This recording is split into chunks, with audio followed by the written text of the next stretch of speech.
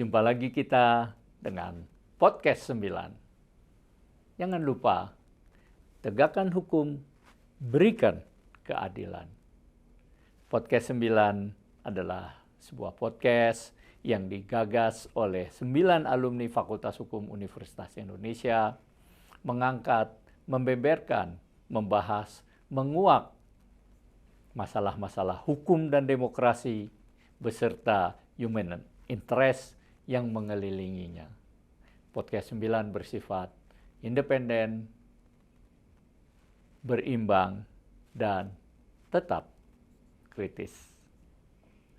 Kali ini kita akan membahas mengenai kenapa Jokowi tidak berhasil mengangkat Partai Solidaritas Indonesia atau PSI lolos ke parlemen. Menjadi sesuatu yang mengejutkan.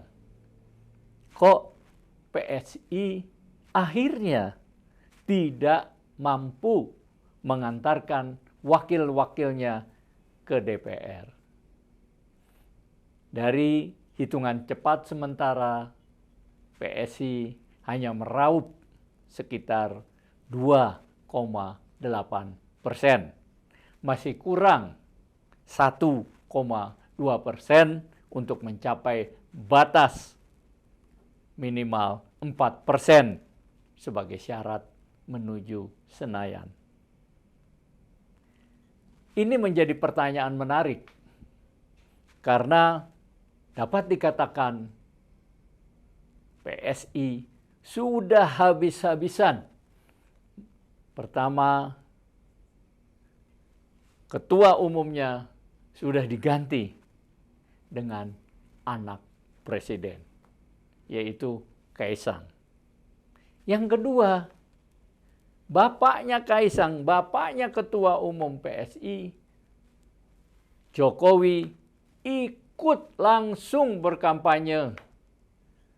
Kita dapat lihat di televisi iklan-iklan PSI yang menampilkan Jokowi begitu marak. Tentu seharusnya secara teoritis ada pengaruh dari Jokowi terhadap PSI.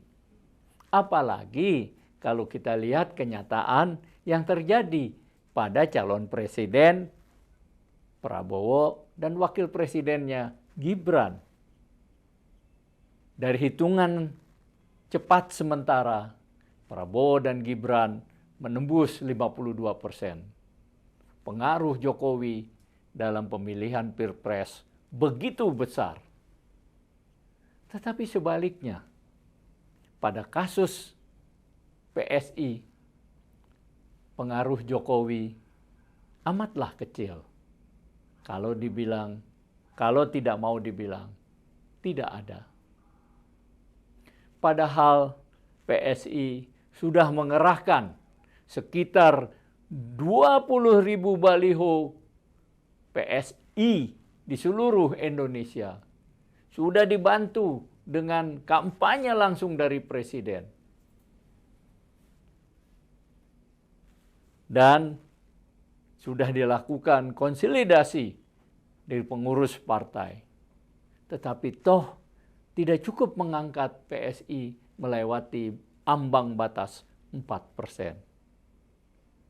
Ini memberikan pelajaran kepada kita bahwa kekuasaan saja, uang saja tidak cukup kuat untuk mengangkat sebuah partai.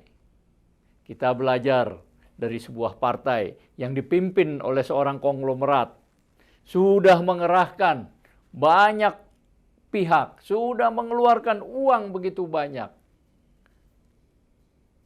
Tetapi 3 kali selalu gagal. Bahkan hasil tahun ini jauh lebih buruk dibanding 5 tahun yang lalu. Itulah yang terjadi pada Partai Perindo. Apa yang kurang pada Partai Perindo? Tidak ada secara teoritis. punya media, punya TV, punya uang, punya banyak kader, ada banyak jenderal, ada banyak tokoh politik. Tetapi faktanya Perindo tidak mencapai 2%. Dan tentu saja lagi-lagi tidak lolos ke parlemen. Nah, demikian juga dengan PSI. Sudah didukung oleh semuanya karena infrastruktur partai. Kalau kita lihat di daerah-daerah memang harus diakui PSI masih lemah. PSI kuat di kota-kota, tetapi di daerah PSI tidak begitu kuat dan pengaruh Jokowi di daerah lebih kuat menghantarkan Prabowo dan Gibran menjadi presiden ketimbang membawa dan mengangkat PSI.